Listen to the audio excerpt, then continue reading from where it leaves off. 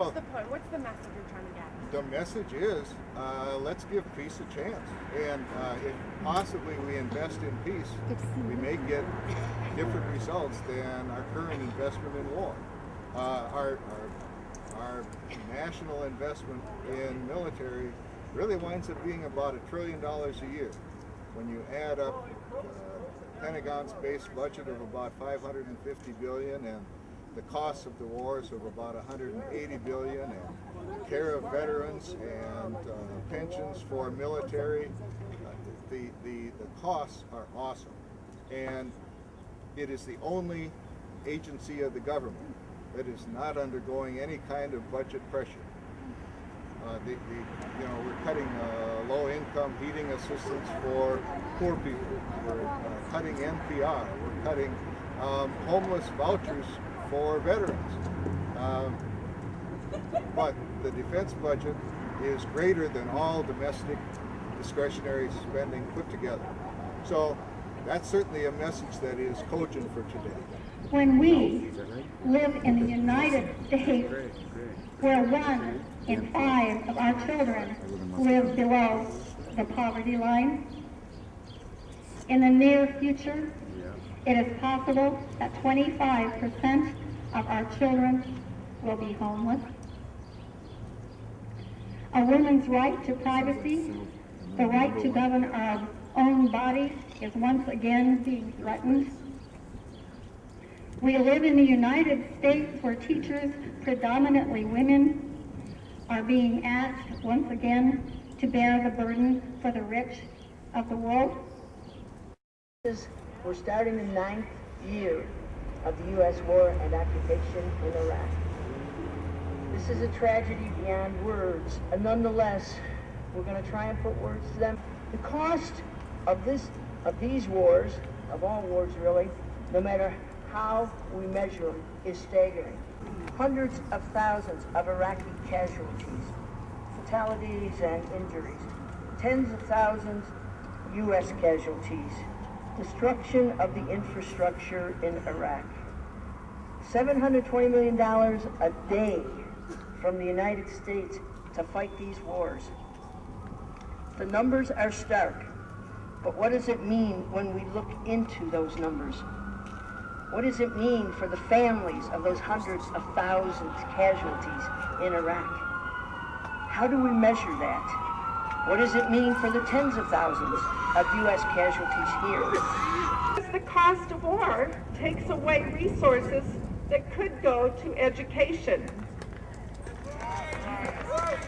For example, here in Iowa, taxpayers will pay $1.3 billion for Iowa and Afghanistan war spending.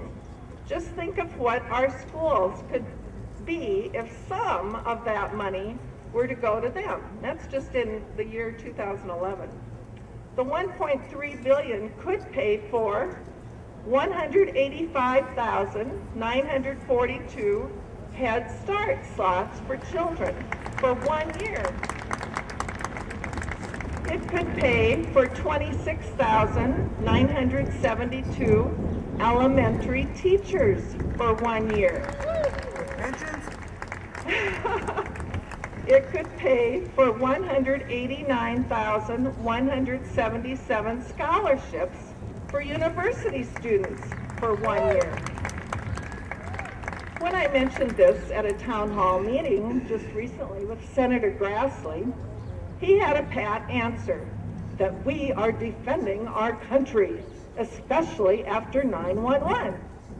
I was glad that a man who was at the forum spoke up, also opposed to the war, because he had been in Vietnam and knew that we can never win when the country's people do not want us there. There has been war after war, using more and more sophisticated weaponry, touted for pinpoint accuracy, but in fact, killing more and more non-combatants. On this, the beginning of the 9th year of our invasion of Iraq, let us be honest and confess that our nation has been and is engaged in immoral and criminal acts. most countries, we have loved ones go through the war, or we know someone who fought in the war. We all have been personally touched in one way or another. As Americans, our tax money is spent to finance these wars that cause hurt, pain, and disappointment to everyone involved. For 2010, the government allocated $1.12 trillion for military operations, base security, reconstruction, foreign aid, embassy costs, and veterans health care for the 3 operations initiated since 9/11. 1% of those funds are allocated for veterans medical care, just 1%.